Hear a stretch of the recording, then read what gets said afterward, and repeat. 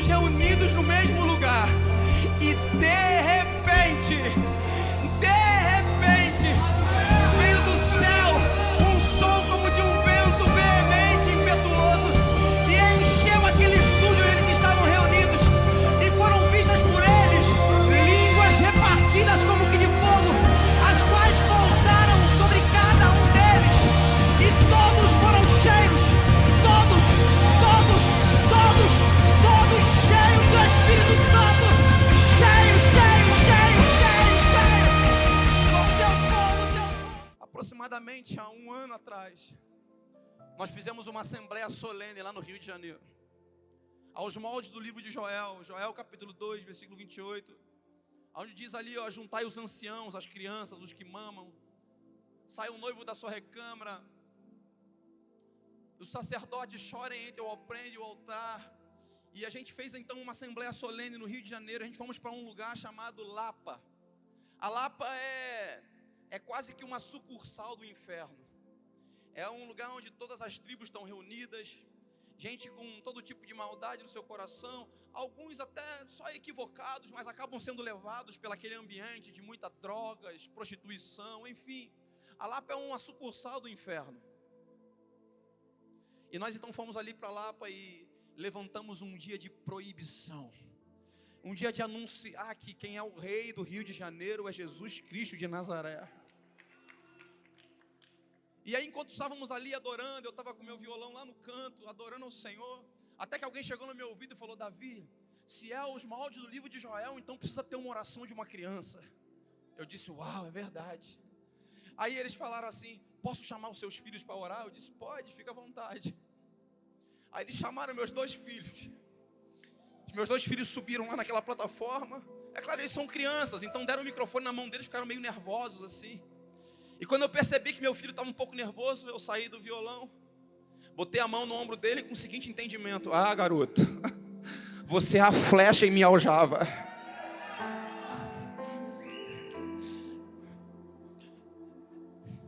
Eu me lembrei todos os ensinamentos que eu continuo dando, e todas as vezes em que eu boto a mão na cabeça deles quando eles estão dormindo, eu digo: você é um profeta para a tua geração. Sim, eu me lembro que as escrituras sagradas dizem: vossos filhos profetizarão. Então eu botei a mão ali no ombro dele e comecei a soprar sobre ele, disse: vai.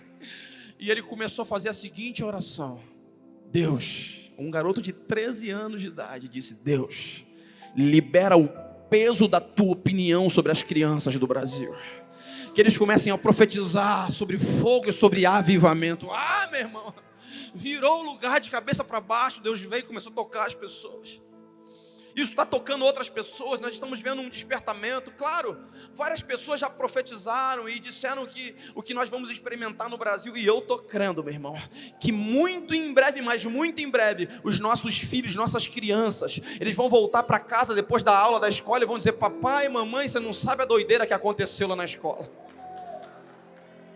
Vocês vão dizer: o que foi, filho? Você jogou no time de futebol, fez um gol bonito? Ele falou: não, pai, eu estava na sala de aula e chegou um garotinho para estudar, um aluno novo, e ele estava numa cadeira de rodas, porque ele é paralítico. E eu falei: e aí, filho, o que aconteceu? E aí, pai, você já sabe, o Espírito Santo aprontou mais uma daquelas. E aí os pais vão perguntar para os filhos: vai, me conta, filho. O pai, claro, já com lágrimas nos olhos, e o filhinho vai dizer: pai, eu fui lá, botei a mão na perninha dele, ele levantou da cadeira de roda e começou a andar, pai. Ah, meu Deus, eu creio que isso em breve vai acontecer. Quem mais pode crer comigo aí? E os nossos filhos vão seguir dizendo: aí, pai, ele foi curado, começou a correr pela sala, a professora começou a chorar vendo aquela coisa, olhou para mim e falou: menino, ora por mim também, porque eu quero esse teu Deus aí. Aí a professora vai subir, a diretora vai querer Deus também, a escola vai ser tomada pelo poder da glória de Deus. Quem crê nisso? Quem crê nisso? Você está com seu filho aí perto de você, bota a tua mão sobre a cabeça dele. Teu filho está longe, levanta a sua mão, direciona para ele. Nós profetizamos sobre as crianças do Brasil: se levantarão as flechas polidas e incendiadas, que vão direto no alvo e incendiar a terra com a glória de Deus. Você recebe e crê nisso? Dê um aplauso bem forte àquele que vai fazer isso acontecer.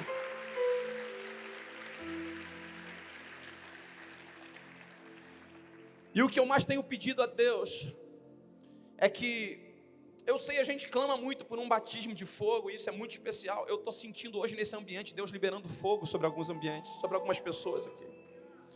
Sim, o meu pedido a Ele é que hoje é o encerramento, não é isso que me falaram?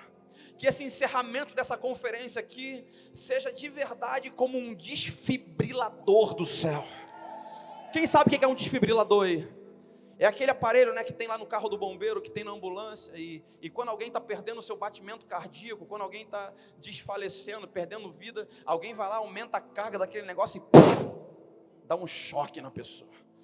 Que você saia daqui hoje como um desfibrilador do céu. Que essa reunião hoje aqui faça isso com você, te dê um choque e você saia andando pelas ruas da cidade. Onde você encontrar alguém com a sua vida espiritual morta, você vai tocar nessa pessoa, ele vai ressuscitar da sua inércia espiritual. Desfibriladores do céu, sim, nós estamos clamando para isso. Um batismo de fogo, de despertamento, avivamento, Deus está fazendo. Só que tem uma coisa que eu estou insistindo com o Senhor, que Ele nos batize com discernimento. Sim, a gente pode se embriagar com vinho, a gente pode chapar em meio às canções, ser tocado, dar cambalhota, chorar, escorrer catarro pelo nariz, de tanto gritar e chorar, que não tem problema. Pode sair correndo pela igreja, pular, sentir um arrepio, não tem problema. A gente pode se embriagar com vinho, mas nós também precisamos ter a clareza e a profundidade, a consistência do pão.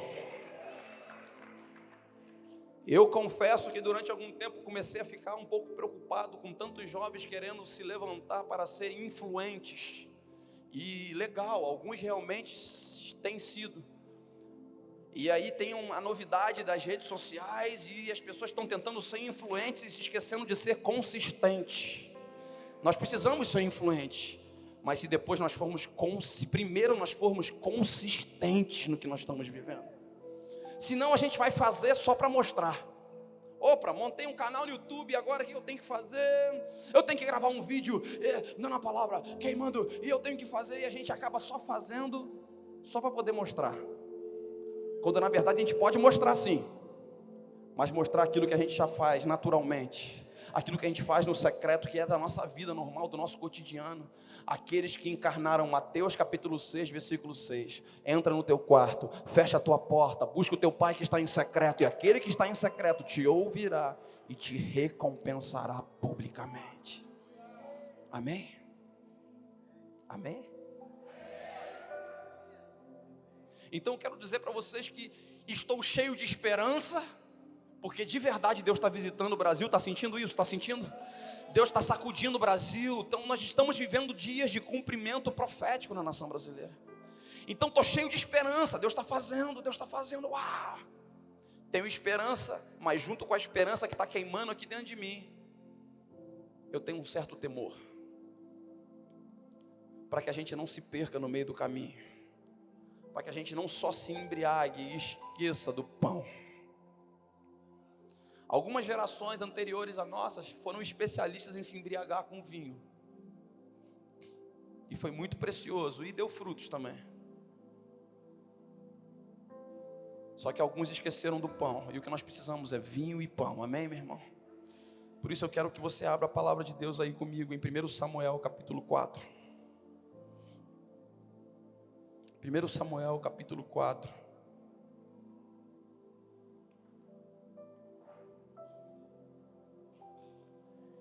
Ei, meu Deus, é hoje.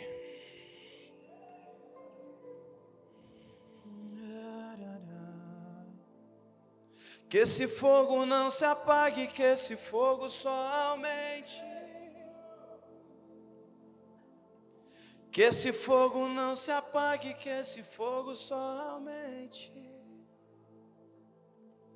Com mais amor por ti, mais fervor por ti, extrema devoção somente a ti. Com mais amor por ti, mais fervor por ti, extrema devoção somente a ti. Que esse fogo não se apague, que esse fogo só aumente. Que esse fogo não se apague, que esse fogo só aumente. Peça isso a Ele, cante. Que esse fogo não se apague, que esse fogo só aumente. Que esse fogo não se apague, que esse fogo só aumente. 1 Samuel capítulo 4, todos que acharam, digam achei. 1 Samuel capítulo 4, a partir do versículo 12 está escrito assim: naquele mesmo dia, um benjamita correu da linha de batalha até Siló, com as roupas rasgadas e terra na cabeça. Quando ele chegou, Eli estava sentado em sua cadeira ao lado da estrada. Estava preocupado, pois em seu coração temia pela arca de Deus. O homem entrou na cidade e contou o que havia acontecido, e a cidade começou a gritar. Eli ouviu os gritos e perguntou: o que significa esse tumulto? O homem correu para contar tudo a Eli. Eli tinha 98 anos de idade e seus olhos estavam imóveis.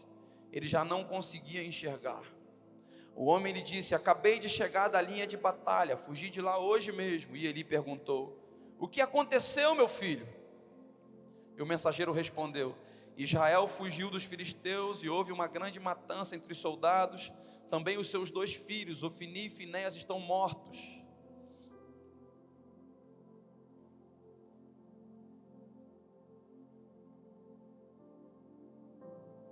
Seus 2 filhos, Ofni e Finéias, estão mortos e a arca de Deus foi tomada.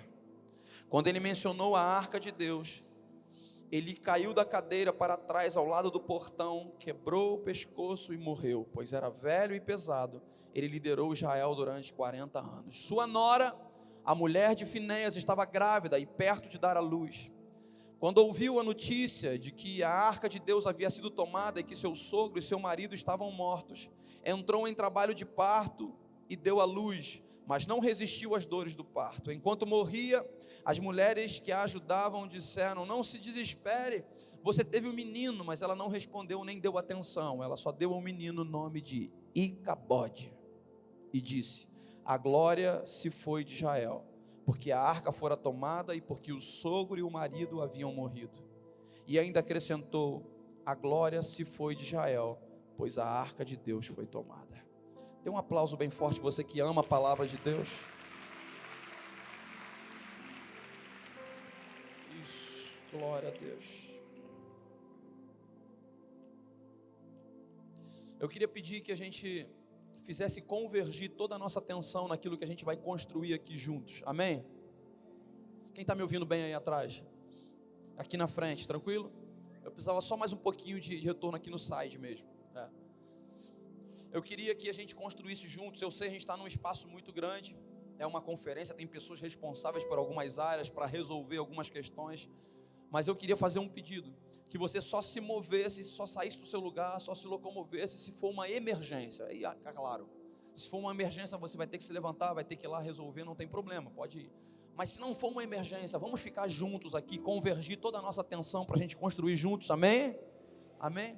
Eu creio que é muito importante a gente construir juntos. Aquele pensamento de que há muito tempo atrás se tinha, acho que hoje já está mudando, mas de que quem está com o microfone aqui em cima dessa plataforma são os apresentadores e quem está sentado na cadeira são só os espectadores. Não. A verdade é que nós somos juntos os anfitriões da presença da glória de Deus para a nossa cidade. Amém? Amém? Eu sei, eu que vou falar, eu que estou com o microfone, mas sentado nessa cadeira aí, tem uma terra fértil que vai receber a semente e vai frutificar no tempo certo.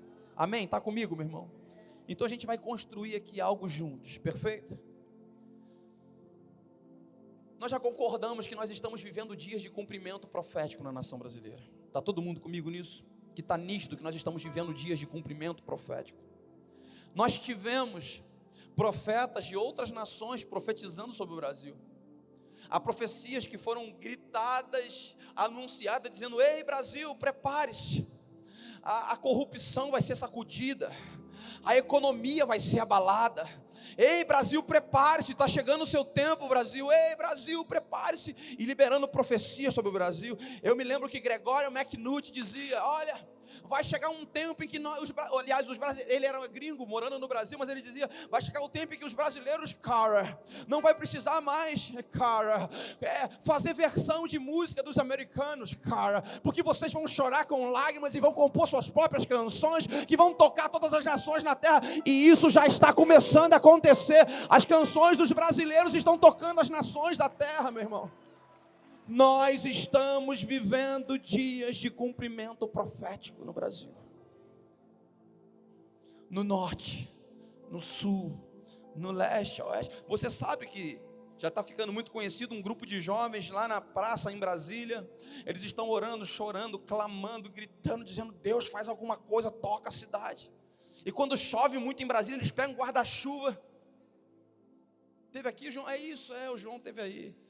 Um garoto precioso, a fim de ver Deus se manifestar. E eles estão lá, clamando, e Deus está fazendo sinais, milagres, maravilhas estão acontecendo. Aí eu vou para o norte do Brasil. Eu estive em Juruti. Juruti é lá no interior do Pará. Pensa num lugar longe, é o interior do Pará. A gente pegou um avião lá no Rio de Janeiro, fomos até Manaus.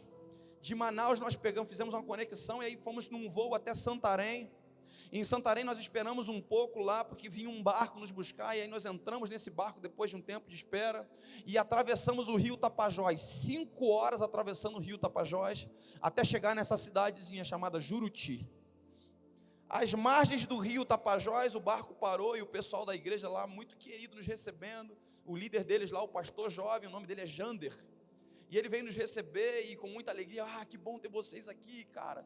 E foi muito especial, a gente foi para a casa das irmãs lá, onde estavam fazendo um almoço lá para a gente, e estava aquele cheiro daquele tempero maravilhoso. Alguém já comeu aqui tambaqui na brasa?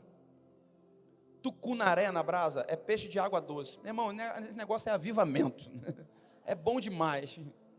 Mas aí a gente sentou ali na sala, algumas cadeiras, enquanto aquele cheiro bom do tempero estava rolando lá, e a gente conversando num sofá, algumas cadeiras, e aquele bate-papo, né? Porque é tão bom a mesa da comunhão, né, meu irmão?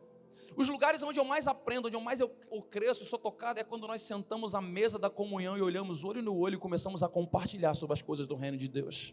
Deixa eu dizer uma coisa para você, meu irmão, é muito bom estar aqui numa plataforma compartilhando e manifestando, mas a mesa da comunhão é muito mais importante do que a plataforma da manifestação. É na mesa da comunhão que a gente convive, em que a gente vai comendo e vai aprendendo quem é quem, olhando no olho, e a gente vai, se lapidando e ajudando uns aos outros. E eu estava ali naquela mesa da comunhão, e eu fiz uma pergunta para o Jander, que a gente sempre faz, né? E aí, cara, me conta como é que está a movimentação, como é que você veio parar aqui em Juruti? E ele disse o seguinte, Davi, papai do céu mandou e filho obedece. Eu já falei, esse aí não está de bobeira. Porque você sabe que João 5,19 está escrito que o filho faz aquilo que vê o pai fazer. Alguém que ouve o Pai eterno e se move, vai dar certo, meu irmão, amém? E aí ele começou a contar para mim como é que eles começaram a se mover. Ele falou, Davi, nós pegamos uma caixinha de som, fomos para uma das esquinas da cidade, e ali nós insistimos em levantar um altar de adoração ao Senhor. E começamos a cantar e adorar o Senhor, louvar o nome dele, dizendo, tu és o Senhor dessa cidade, tu és o Senhor, que venha o teu reino, e insistir em adoração na cidade. Você sabe que está escrito em Salmo 22, versículo 3, o quê? O Senhor é santo e habita em meio aos louvores do seu povo. Então, aonde tem um povo, e você sabe que louvor não é só música, não tem a ver só com música, louvor é falar bem de alguém ou de alguma coisa. Então, quando existe um povo que extrapola essa questão das músicas, porque aquilo que eles vivem, o seu caráter, louva o nome do seu Criador, ou seja, quem nós somos, como nos vestimos, como falamos, como olhamos, como nos portamos no cotidiano, louva, fala bem daquele que nos criou. Então, isso é um povo que louva o Senhor. E quando tem um povo numa localidade vivendo isso, esse povo tem o poder de atrair o governo e o trono de Deus para sobre a cidade. E aí, meu irmão, quando o trono de Deus e o seu rei, o rei da glória sentado no seu trono, vem sobre uma localidade, todas as coisas começam a ser colocadas em ordem. Tudo começa a voltar ao seu projeto original. E ouça, foi isso que aconteceu lá em Juruti. Porque o que ele me contou foi o seguinte, enquanto eles estavam adorando em uma das esquinas da cidade, do outro lado da rua, na outra esquina, tinha um prostíbulo. Só que percebam, no que ele me contou, eles não foram um daqueles profetas que levantam a sua voz e vão lá bater com palavras nos pecadores. Eles não saíram lá dizendo: ei, pecadoras, suas prostitutas, vocês têm mesmo é que queimar no inferno, vocês estão estragando casamentos, destruindo famílias, suas pecadoras vão queimar no quinto dos infernos. Não, meu irmão. Sabe por quê? A melhor maneira de denunciar o que está errado é você vivendo o que é certo. A melhor maneira de você denunciar o que é de mentira é você vivendo o que é de verdade. Numa alusão aqui, imagina você passando numa rua, imagina essa, estou conjecturando aqui, você passa numa rua e tem um prédio torto numa rua, e o prédio está meio torto assim. A melhor maneira de você denunciar esse prédio que está torto é você erguer um prédio reto do lado do prédio que está torto. Porque todo mundo que passar nessa rua, inevitavelmente vai olhar e vai falar: agora que eu percebi mesmo, depois que fizeram essa construção retinha aqui, não é que aquele outro prédio ali está meio torto? Quando a gente aumenta o nível de santidade, de devoção ao Senhor, a gente começa a denunciar o que está errado ao nosso redor. É isso.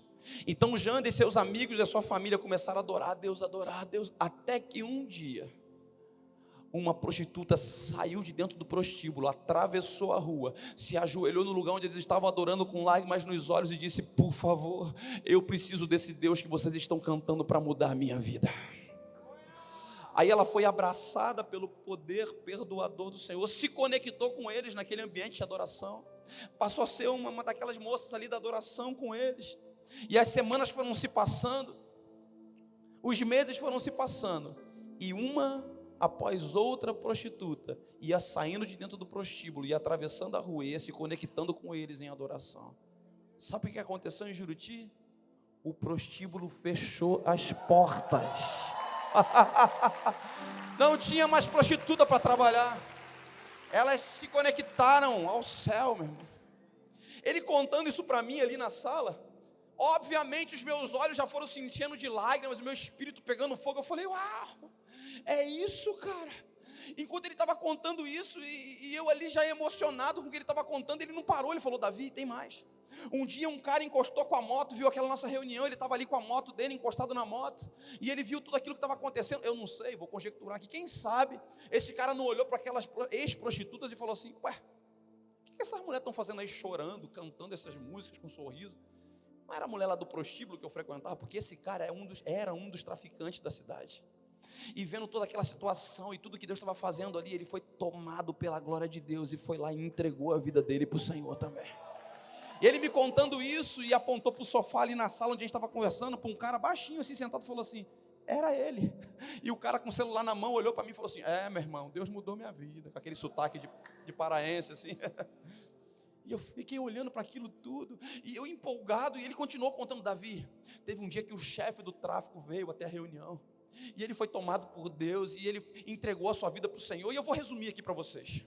Eu não sei se esse chefe do tráfico voltou lá na boca de fumo e falou para o pessoal: galera, é o seguinte, no meu comando, hein, agora todo mundo vai ter que ser de Jesus. Eu não sei se foi assim, mas eu só sei te dizer uma coisa: que todos os traficantes de Juruti também entregaram a vida para o Senhor. Então o prostíbulo e o tráfico foi paralisado lá em Juruti.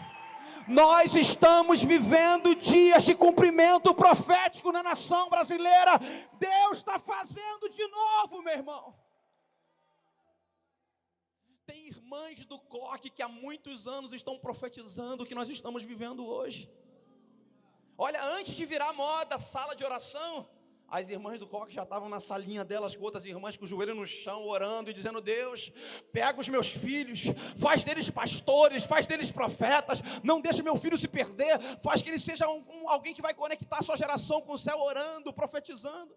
E elas, olha, eu vou te dizer, elas continuaram orando mais, dizendo: Deus, e quando nascerem os filhos dos meus filhos, os meus netos, faz deles também homens e mulheres de Deus. Eu vou te dizer uma coisa, hoje aqui nesse ambiente, tem netos de irmãs do coque que estão vivendo aquilo que o céu sonhou para a vida deles, porque profetizaram sobre isso. Nós estamos vivendo dias de cumprimento profético. Agora, para dias de cumprimento profético, nós precisamos de um posicionamento correto. Porque senão, nós vamos nos perder no meio do caminho. nós vamos perder o que Deus está fazendo. E aí sabe o que pode acontecer conosco? O que aconteceu no texto que nós lemos aqui. Icabode, foi-se a glória. A palavra glória, você bem sabe, você participa de uma igreja madura que já deve ter te ensinado, ou você ouviu, ou pesquisou, vem da palavra cabode, e cabode é o peso da glória de Deus. Agora, os historiadores pesquisando descobriram que a igreja primitiva, muito tempo atrás, também ao se referir à glória de Deus, eles usavam a palavra também doxa. Diga bem alto essa palavra, diga doxa. E doxa significa opinião. E por me ouvir pregar sobre isso e falar sobre isso, foi por isso que meu filho fez aquela oração lá naquele lugar. Ele disse: Deus, libera o peso ou cabode da tua opinião, do teu doxa. O peso da opinião de Deus é a manifestação da glória dele, com toda a intensidade. Quando um povo, quando uma igreja, quando alguém levanta a sua voz sobre uma cidade e fala: Deus, nós queremos e profetizamos a tua glória aqui, com o entendimento de que a glória de Deus é a opinião dele, então, meu irmão, é a opinião dele que vai prevalecer, porque é a nossa oração sobre nossa vida, sobre as pessoas. Imagina um enfermo, alguém sendo comido por um câncer, e você ora por ele e fala: eu profetizo que a opinião de Deus vai se manifestar sobre essa enfermidade. Então, meu irmão, a glória de Deus vai se manifestar. Porque a gente está orando como Jesus nos ensinou, dizendo: Pai nosso que estás nos céus, venha a nós o teu reino e seja feita a tua vontade. Precisamos tomar cuidado, porque durante um tempo nós ficamos pedindo coisas para Deus do jeito que a gente queria. Aqui deve ter sido diferente, mas lá no Rio de Janeiro a gente fazia campanhas com papel na mão.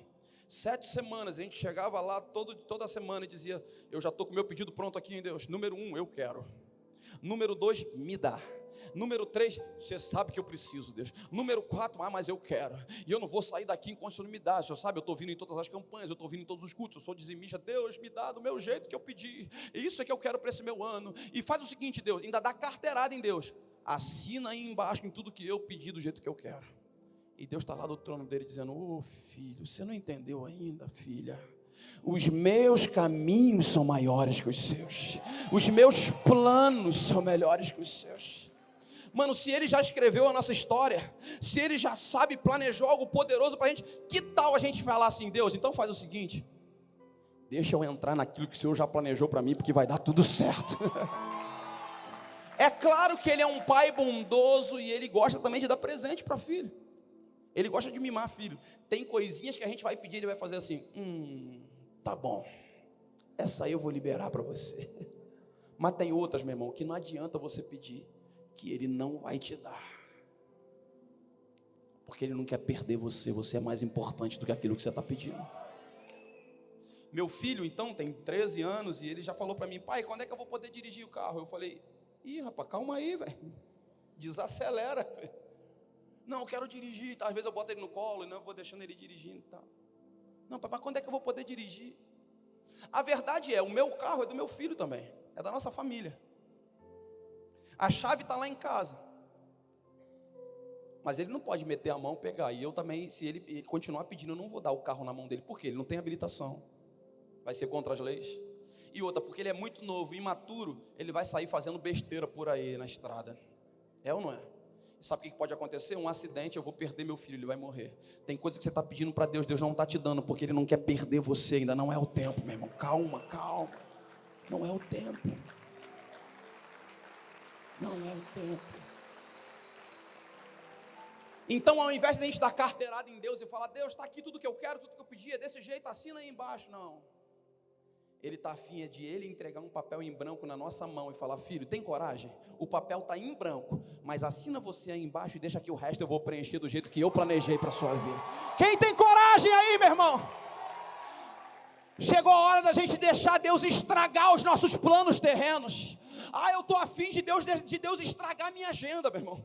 O pastor Marinho, que está aqui no contrabaixo, ele organiza a nossa agenda. Então ele fala, ó, dia tal nós vamos em tal cidade, nos outros dias nós vamos a outra cidade. Nós pastoreamos juntos a nossa igreja lá, Base e Cultura do Céu. Então nós temos os afazeres na igreja local. Mas quem sabe acontece um dia, quem sabe pode ser hoje também, meu irmão. Em qualquer momento Deus vai pegar e vai rasgar os nossos planos terrenos, a nossa agenda, vai falar, faz o seguinte, liga para tua família, manda vir todo mundo para cá, porque já startou o avivamento, nós vamos ficar do jeito que Ele planejou. Chegou a hora de a gente deixar Ele estragar os nossos planos terrenos, para que aquilo que é eterno prevaleça. Em vários lugares eu chego, as pessoas dizem para mim assim, Davi, qual é o set list das canções que você vai cantar? Aí eu com o maior carinho falo, irmão, desculpa, eu não vou conseguir te dar um set list de canções. Não é para a gente botar, eu entendo a organização dos irmãos, faz parte da organização. Só que aí eu falo com o maior carinho, né? Falo, irmão, eu rasguei o set list há muito tempo atrás. A gente tem as canções nossas, tudo ensaiadinho, beleza. Mas eu quero deixar o meu ouvido sensível para não atrapalhar aquilo que Ele quer fazer. Que o Senhor levante outros ministros em toda a nação brasileira, aqui nessa cidade, em outras cidades da terra, que vão rasgar o set list. Que mesmo que não seja a canção que você compôs, pode ser a canção de outra pessoa, quem sabe vai ser um novo cântico que Ele vai liberar dos teus lábios. O que importa é aquilo que é eterno, não a nossa vontade. Venha a nós o teu reino e seja feita a tua vontade, a tua opinião, o teu doxa sobre nós, Senhor. Em nome de Jesus. Oh, meu irmão, Eli estava lá liderando o povo, já era um senhor, mas para quem conhece a história de como ele veio vivendo nos últimos anos, ele e a sua família já estavam começando a se desconectar da opinião de Deus. E o final da vida dele foi dessa forma, ele morreu, seus 2 filhos morreram, sua nora morreu, e o que ficou foi um neto. O legado que ficou foi um neto, e nós lemos aí juntos, com o nome de Icabode, foi-se a glória. Agora eu quero que tu traga a sua memória junto comigo. Aqui tem muita gente muito nova, tem gente aqui que nasceu, quem nasceu aqui nos anos 90? Por aí. Então tem gente aqui que não vai se lembrar, mas presta atenção no que eu vou te dizer. Para quem não sabe, ou para quem vai se lembrar, e para quem não sabe, ouça com toda a sua atenção. Nós estamos vivendo dias de cumprimento profético. Quem pode dizer amém para isso? Mas nós já tivemos outras vezes no Brasil dias proféticos como esse. Nós já fomos visitados pela glória de Deus na nação brasileira. E eu preciso que, por favor, nesse momento você me dê toda a sua atenção. Sabe por quê? Outras vezes eu já compartilhei essa palavra, e quando eu compartilho essa palavra eu sinto um enfrentamento no espírito muito grande, porque eu sei que isso vai desatar um entendimento em nós muito profundo, para que a gente permaneça no Senhor até os últimos dias da nossa vida. Nós fomos visitados por um toque do céu, uma visitação do Senhor nos anos 80. Para vocês que são muito jovens, vocês não sabem dessa história.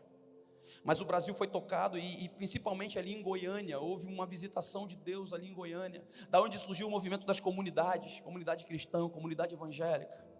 Deus visitou o Brasil, alguns garotos desconhecidos, anônimos, começaram a compor canções que ficaram muito conhecidas em toda a nação, e Deus começou a fazer. Alguns desses jovens viraram pastores, levantaram grandes igrejas, e Deus estava fazendo, era uma visitação. Os testemunhos, os relatos desses dias eram muito intensos, de uma visitação mesmo de Deus. Grupo de louvor, geralmente quando ensaia, é no horário ou de tarde ou depois do almoço, não sei. Eu sei que geralmente está vazio o templo, porque é só o ensaio do grupo de louvor, né? A gente fica voltando no mesma batida da bateria. O cara da guitarra faz o solo, você pede, não, faz de novo. Vamos passar esse trecho de novo mais 5, 10 vezes. Então seria meio que monótono ficar assistindo um ensaio que volta no mesmo ponto, que para. Só que naqueles dias, aqueles jovens eram tão conectados à opinião, ao doxa, à glória de Deus, que enquanto eles estavam ensaiando de tarde com o sol quente lá da aula de fora, o templo ficava repleto de pessoas com o joelho no chão, com lágrimas nos olhos, dizendo, nós estamos sentindo a tua glória aqui, Deus. E do lado de fora tinha uma fila com pessoas sentindo a sua carne ser afetada pela glória de Deus, querendo entrar num ambiente onde a glória de Deus estava se manifestando. Deus visitando a nação brasileira. Só que infelizmente, uma grande parte desses que se transformaram em ícones conhecidos, em que Deus despejou sobre eles algo poderoso, eles pegaram a glória de Deus e engarrafaram a glória de Deus. botaram uma etiqueta com o nome do seu ministério e começaram a dizer: esse é o meu ministério fulano de tal, e para você ter acesso a isso, você vai ter que pagar um preço muito caro para isso, você vai ter que me honrar de tal forma. Começaram a negociar aquilo que é inegociável. Sabe o que aconteceu no Brasil? Icabode, foi-se a glória. Passou-se um tempo, houve então esse ato e nós entramos nos anos 90.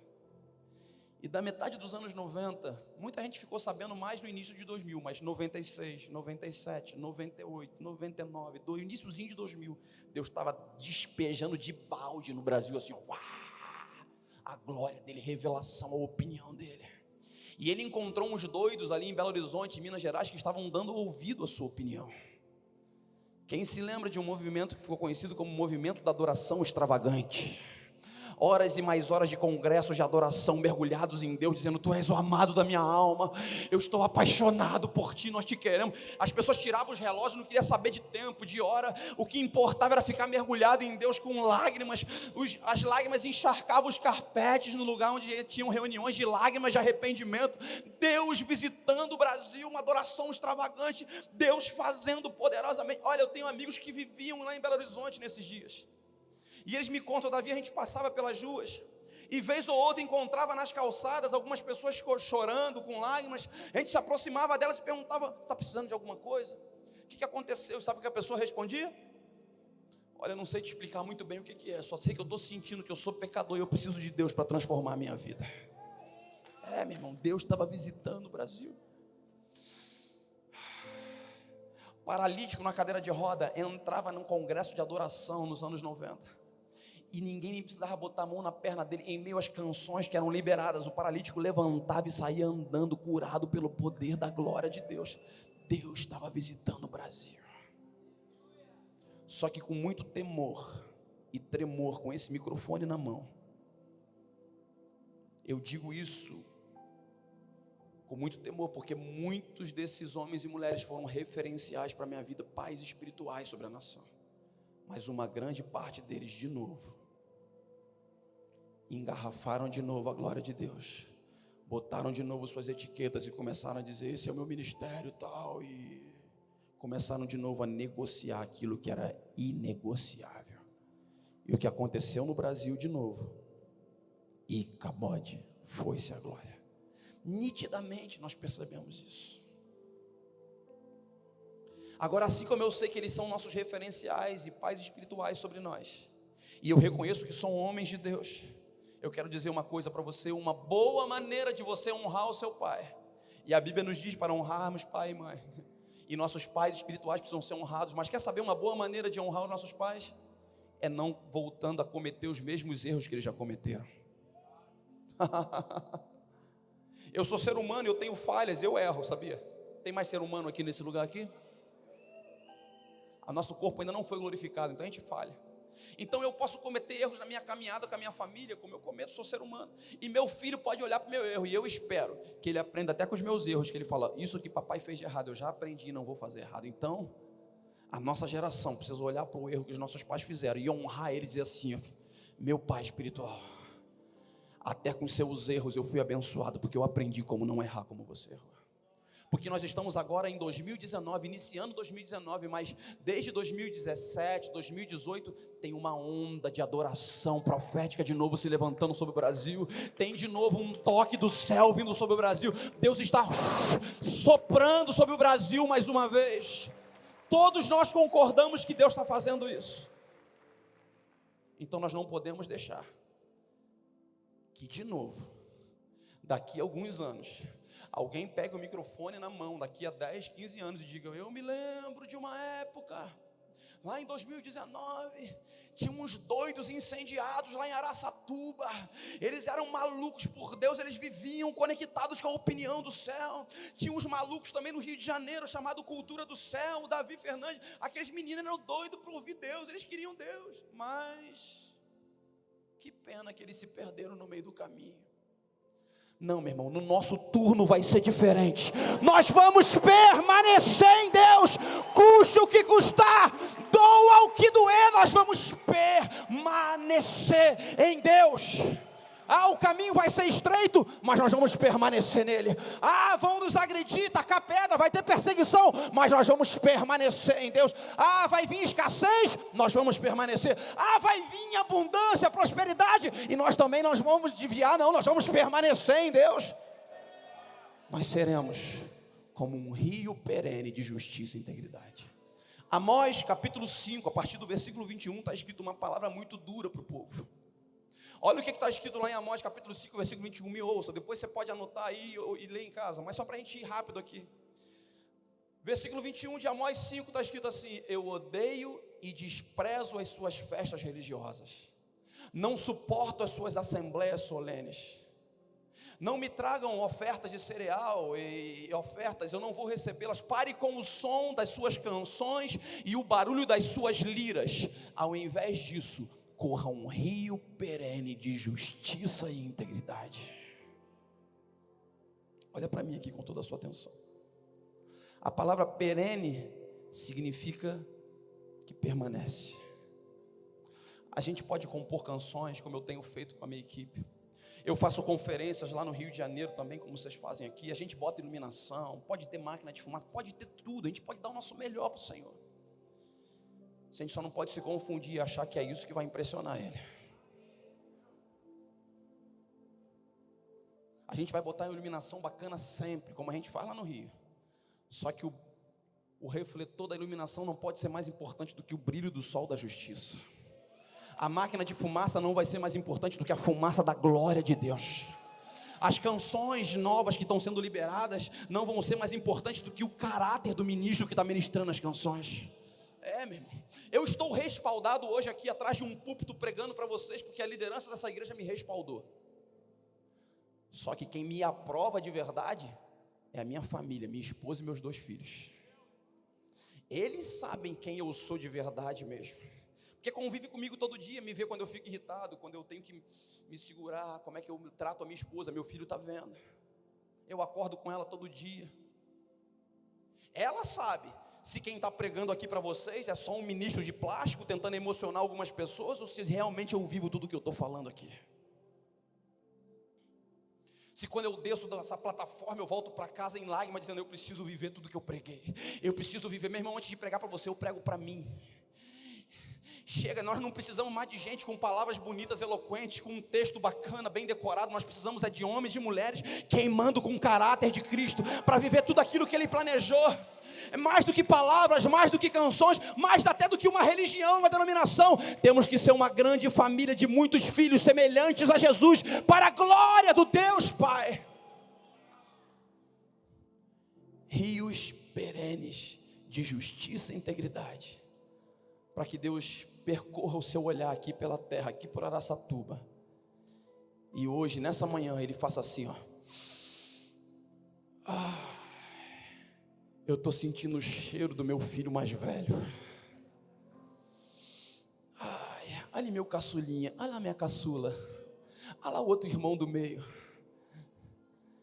Eles estão com o mesmo cheiro do primogênito de muitos irmãos.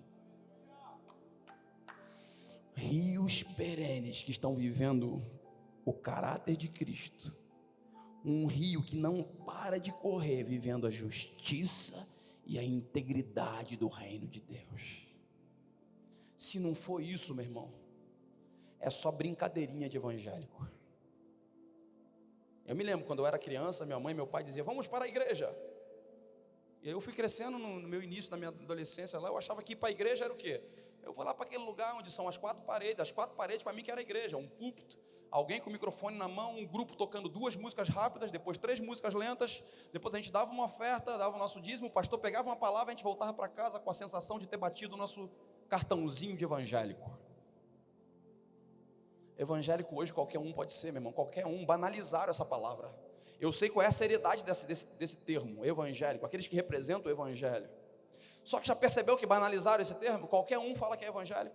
Lá no Rio de Janeiro tem traficante evangélico, mano. Eu me lembro de uma época que tinha uma discussão nas redes sociais aí, de uma mulher que ia sair completamente nua no carnaval, como destaque da bateria de não sei qual escola de samba. E numa entrevista ela falou: não estou nervosa não, meu pastor já me abençoou, eu sou evangélica. Qualquer um diz que é evangélico. Eu não tenho nenhum problema em nós termos simpatizantes, que eles sejam simpatizantes do evangelho. Pode vir, pode congregar, não tem problema, deixa até chamar de evangélico. Mas a mim eu não digo mais que sou evangélico.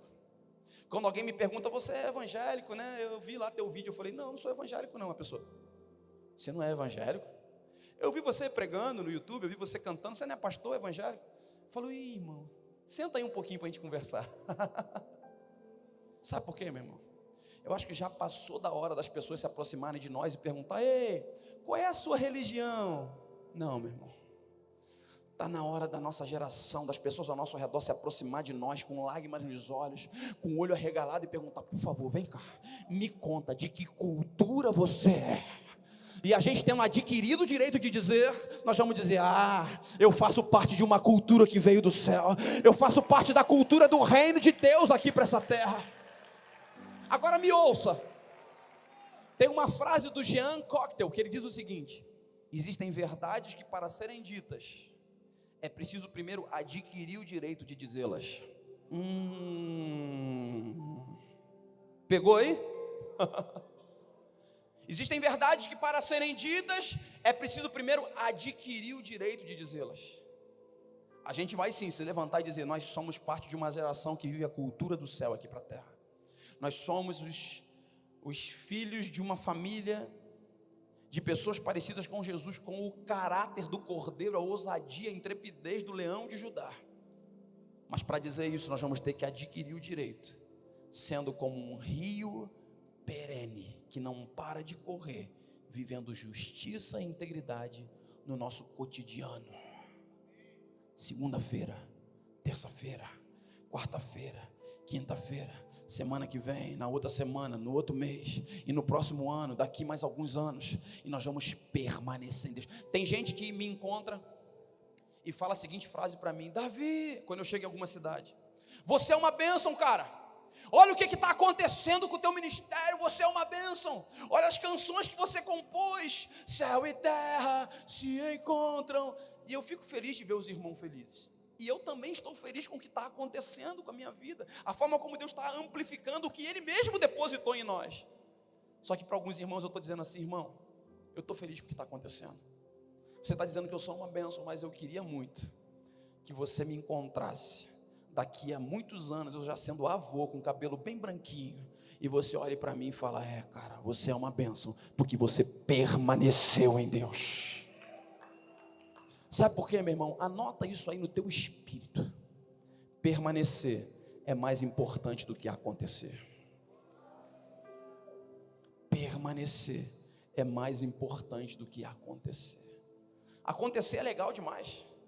Só que já aconteceu nos anos 80 e depois o pessoal perdeu.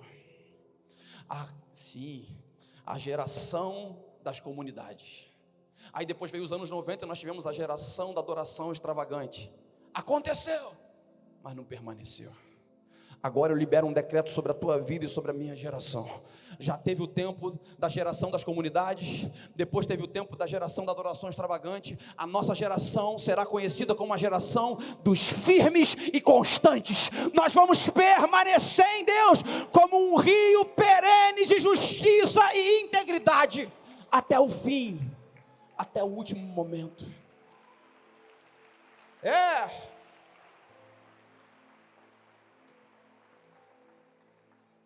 Sim. Rios perenes, rios que não param de correr. Vamos gastar nossa vida, assim como uma vela cumpre o seu propósito, é dessa forma que nós vamos cumprir o nosso propósito. Olhe para mim com toda a sua atenção aqui, por favor. Já viu como é que uma vela cumpre o propósito dela? Se estamos num lugar em que tem trevas total e não tem nenhuma energia, a gente pega, acende uma vela. E o propósito dessa vela é dissipar as trevas, e ela faz isso queimando e iluminando. Aí a gente vai fazer o que tem que fazer, resolve as coisas, passa meia hora, uma hora, olha para a vela, ela está lá cumprindo o propósito dela, dissipando as trevas, queimando e iluminando. Mas você pode perceber que ela já se gastou um pouco. É assim ou não é com a vela? Aí ela continua lá e você segue fazendo o que tem que fazer, e ela está lá dissipando as trevas, cumprindo o propósito dela, queimando e iluminando. Daqui mais uma hora, olha de novo para ela Ela está lá cumprindo o seu propósito, mas já se gastou ainda mais. E ela vai fazendo isso até o último momento. Mas ela cumpre o seu propósito até o fim. Dissipar as trevas, queimando e iluminando. Assim vai ser com a minha vida e com a sua vida. Nós vamos dissipar as trevas, queimando e iluminando, gastando a nossa existência para pontuar o caminho para os que vêm depois de nós. Está comigo nisso aí? Você recebe isso no seu espírito? Eu tenho uma avó, que hoje ela está com 87 anos de idade. E ela é uma dessas irmãs do coque. Você sabe o que é irmã do coque? Quem sabe o que é irmã do coque? As irmãs do coque são aquelas irmãs da Assembleia de Deus, as irmãs de oração do terra.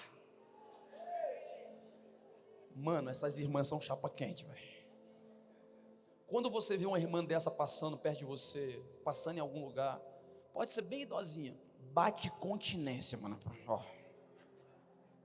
Porque no reino do Espírito, elas são patente muito alta, velho. Mas muito alta. A minha avó tem 87 anos de idade. Ela está com o cabelo bem branquinho. Ela mora na Ilha do Governador, eu vou sempre lá visitá-la e tal. E a gente chega lá, ela já está andando bem devagarzinho. Então pega ela no braço assim, ajudo ela. Ela senta na cadeira de balanço. Eu e meu filho, a gente leva o violão. Começa a cantar algumas canções. As canções são da antiga, né? A porta é Jesus. A porta é Jesus. Mas enquanto ela está cantando isso, as lágrimas começam a descer pelos olhos, porque a gente sente o fluir da presença de Deus no ambiente, na casa onde ela mora. Eu comecei a pregar muito e contar testemunhos sobre a minha avó, e amigos perto de mim falaram: cara, eu preciso ir lá conhecer tua avó. Teve gente que depois que eu saí do congresso falou: cara, ano que vem não é você que a gente vai chamar, não, a gente vai chamar a tua avó para vir pregar aqui. Teve amigos que foram comigo lá. Outros foram sozinhos. O Jonatas, que ministrava com a gente, ele foi lá com a mãe dele visitar minha avó para ter um tempo de oração, que a mãe dele também é irmã do coque. E ele me encontrou depois de alguns dias e falou assim: agora eu entendi porque toda hora você fala da tua avó. A gente entrou na casa dela num ambiente e as lágrimas começaram a tomar, a gente sentia Jesus na vida dela, cara. Essa senhora de 87 anos é uma das representantes para mim de ser um rio perene de justiça e integridade.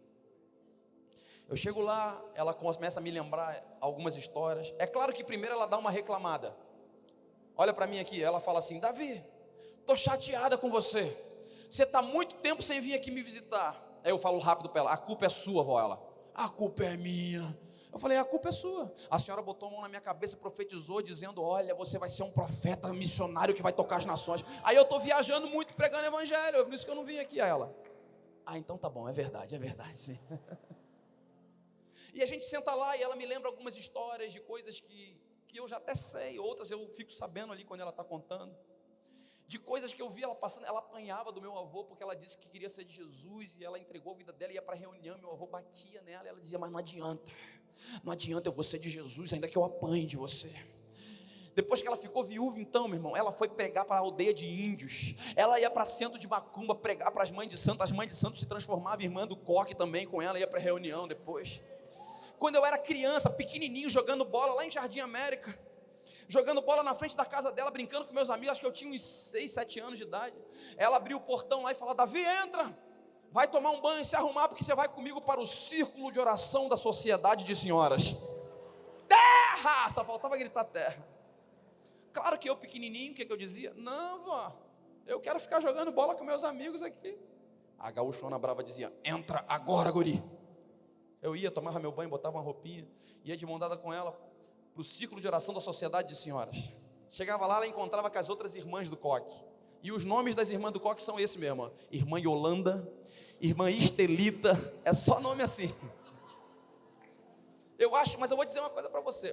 É provável, vou fazer uma brincadeira aqui, é provável que o pessoal que inventou aquele filme, o X-Men, eles foram em alguma reunião e conheceram algumas irmãs do coque, e eles viram o poder de Deus fluindo e falaram assim: mas não, existe esse negócio, tem gente que é poderoso, tem poder mesmo. E uma das reuniões que eu estava sentado lá, pequenininho, olhando aquilo ali com o olho arregalado, elas falando em outras línguas, e eu fiquei assim, olhando, assustado. Entrou um dia, me lembro exatamente, uma mulher entrou toda descabelada e possessa por demônios. Eu fui ficando com medo, né? Eu falei: meu Deus, o que é isso? E minha avó já metendo a mão, orando, expulsando o demônio. A mulher foi liberta ali naquele dia, e naquele mesmo momento ela expeliu, botou para fora e vomitou um tumor. Foi curada pelo poder da glória de Deus ali naquela reunião. Eu já voltei para casa meio falando, meu Deus, que doideira é essa? O que está acontecendo? Aí fui crescendo um pouco mais. Quando eu tinha uns 9 ou 10 anos de idade, eu estava com uma enfermidade, eu estava urinando sangue. E doía muito, e minha mãe me levando nos médicos, tentando descobrir o que era, não descobriu o que era. Ia ver até se ia me internar, até que o dia ela foi lá na casa da minha avó, a mãe dela. Chegamos na casa da irmã do Coque. E a minha mãe disse, olha como é que o Davi está, mãe. A gente não está conseguindo descobrir o que é. Minha avó já falou assim, deita ele ali na minha cama.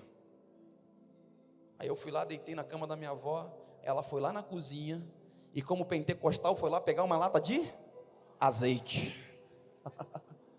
Pegou o azeite, botou um pouco de azeite na mão, falou, Senhor, eu consagro esse elemento a Ti, Pai. Levantou a minha camisa, minha blusa, passou a mão na minha barriga e falou, seja curado em nome de Jesus agora.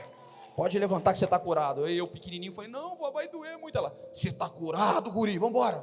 Me pegou, me levou até o banheiro lá na casa dela, levantou a tampa do vaso, eu ali pequenininho, saiu urina na hora, fui curado imediatamente pelo poder da glória de Deus. 1 Coríntios capítulo 4, versículo 20 está escrito, o reino de Deus não consiste só em palavras, o reino de Deus é poder. E os anos foram se passando, e aquela senhora lavando roupa para fora, ajudando a criar até os netos, e o dinheirinho que entrava ajudando e se gastando, e gastando a sua vida, dissipando as trevas, queimando e iluminando, dissipando as trevas, queimando e iluminando, gastando a sua existência. A esposa do meu tio Nilton é filho dela, da minha avó. A esposa do tio Nilton, tia Marilza, teve meningite. Ficou internada no hospital com meningite. Ficou alguns dias internada, não resistiu e faleceu. Minha tia Marilza morreu. Todos os parentes foram para o hospital dar um abraço no tio Nilton. Aquela tristeza na família, todo mundo indo lá dizer meus sentimentos, Nilton. E todo mundo triste. Até que de repente chega no hospital a mãe dele. A minha avó chega, a irmã do Coque chegou no hospital. Ela já chegou, olhou para o Nilton e falou, Nilton, cadê a Marilza? E meu tio disse, mãe, ela não resistiu e faleceu. Minha avó disse, Nilton, aonde que está a Marilza? E meu tio disse, mamãe, ela faleceu, o corpo dela está lá numa sala, a gente vai dar entrada nos documentos, já que... Minha avó disse, não, me leva até onde está a Marilza, Nilton. Aí, meu tio pegou a minha avó, foi levando ela para uma sala onde estava o corpo da minha tia, e ela lá, corpo inerte, sem vida. A minha avó botou a mão sobre o corpo da minha tia e falou, sai da morte e vem para a vida agora em nome de Jesus. A minha tia ressuscitou dos mortos. Ressuscitou dos mortos.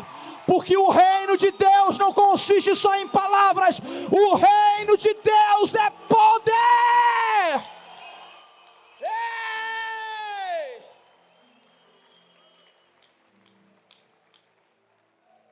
Agora senta aí que eu quero te dizer uma coisa. Por que eu estou te contando o testemunho da minha avó? Não é para te dizer que alguém da minha família é totalmente espiritual, cheio do poder da glória de Deus. Não é para tentar te emocionar, porque eu não sou animador de plateia, eu não saio da minha casa para tentar emocionar algumas pessoas. Eu vim aqui com uma convicção profética no meu espírito, para conectar a minha geração com a vontade do Pai, a opinião, o doxo de Deus. Eu estou te contando a história da minha avó para te dizer o seguinte, me dê toda a sua atenção. A minha avó não é famosa. Não tem o rosto dela na capa de nenhum CD, nenhum DVD. Não tem um canal no YouTube com mais de 5 milhões de acessos. Não tem rede social dizendo, por favor, clique aqui, dê o seu like e compartilhe para abençoar o nosso ministério. Não, ela não é famosa, mas ela é conhecida no céu e temida no inferno. Aonde ela foi plantada, ela deu frutos. Um dia um colega meu veio conversar comigo e falou, Davi, eu estava conversando com meu irmão mais novo em casa e tomei uma lapada. Eu falei, me conta. Ele falou, Eu falei para o meu irmão caçula, cara, a nossa mãe foi uma cantora conhecida do evangelho no Brasil todo. Ele contando, eu participei de um ministério que ficou conhecido no Brasil todo. Quando eu fui lançar o meu disco solo, cara, não está acontecendo. Eu queria ser um grande homem de Deus conhecido em toda a nação. O irmão caçula olhou para ele e falou assim, mas para que para ser um grande homem de Deus você precisa ser conhecido na nação toda? Por que você não pode ser um grande homem de Deus indo na padaria comprar pão e sendo um bom esposo para sua esposa? É isso! rios perenes de justiça e integridade que vão se manter firmes. Não importa se alguém vai te dar um microfone. Quando a gente entender, meu irmão, quando a gente entender que todas as praças, que todas as favelas, que todos os prostíbulos, que toda a cidade é a nossa igreja, todos os lugares vão ser um púlpito, e ninguém vai mais ficar reclamando, a minha igreja não me dá oportunidade. Vamos tomar as cidades e sacudir a história. Coloca para mim no telão, qual é o tema dessa conferência? Coloca para mim no telão. Cadê o pessoal da mídia? Qual é o tema da conferência? Lê para mim em voz alta aí. Fala mais alto. Eu libero um decreto sobre a tua vida. Você vai escrever uma história de homens e mulheres que vão permanecer em Deus. Rios perenes de justiça e integridade. Você não vai se perder no caminho. Não, você não vai ser só mais alguém que cantou algumas canções e pregou algumas palavras e se perdeu, não. Você vai até o fim, você vai até o fim, você vai até o fim. Nós vamos permanecer em Deus. Doa o que doer. Pode ficar em pé no seu lugar aí. Como a minha avó está com 87 anos de idade, provavelmente, muito em breve eu vou estar no dia do sepultamento dela. Porque é do natural, é da natureza. Os filhos enterram os pais.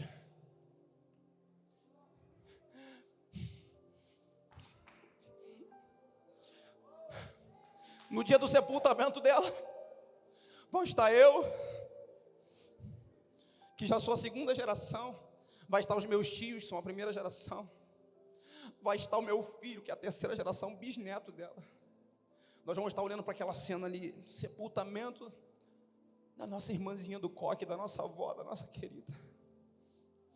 Claro que vai ter um pouco de tristeza e a gente vai chorar de saudade, mas eu tenho certeza que nesse dia, uma lágrima vai tocar uma ponta de sorriso nos meus lábios. Eu vou olhar para aquela cena dela sendo ali sepultada, e eu vou falar e vó pensar assim: vó, a senhora não deixou nenhuma herança. Ninguém da nossa família vai precisar ficar brigando para quem vai ficar com a parte da conta bancária dos dólares, ou uma casa para brigar, nada. Ela nunca teve muito dinheiro. E eu não estou dizendo com isso que tem algum problema em ter dinheiro. Eu tenho sido próspero, Deus tem me abençoado financeiramente. Só que no caso dela eu vou pensar nisso, eu vou falar: vó, a senhora não deixou nenhuma herança. Não deixou herança, mas deixou um legado. E herança é diferente de legado. Herança você deixa para alguém, legado você deixa em alguém. E ninguém pode tomar isso de você. Então eu vou ver ela sendo sepultada ali, vou pensar, vou lembrar de todas as histórias, vou falar: provavelmente com a vida dela vai acontecer o mesmo que aconteceu com os ossos de Eliseu. Quando aquele morto tocou no sepulcro, no túmulo de Eliseu, lá onde ele estava sepultado, e tocou nos ossos de Eliseu, os ossos dele estavam pegando fogo ainda, meu irmão.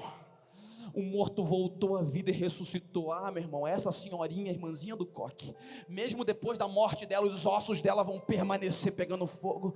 Quem conhecer a história de vida dela vai ressuscitar da sua morte espiritual. Eu, enquanto estiver vivo, vou continuar contando as histórias dela. E quem ouvir as histórias dela vai ser sacudido pela glória de Deus. Levanta as suas duas mãos aos céus. Eu profetizo que a mesma coisa vai acontecer com a tua vida. Quem pode tomar posse no seu espírito disso hoje aqui? Vocês serão como rios perenes de justiça e integridade. Vocês não vão desviar nem para a esquerda nem para a direita. Você vai olhar para o alto. Você vai permanecer em Deus até o fim, custe o que custar, doa o que doer. Você será um rio perene de justiça e integridade.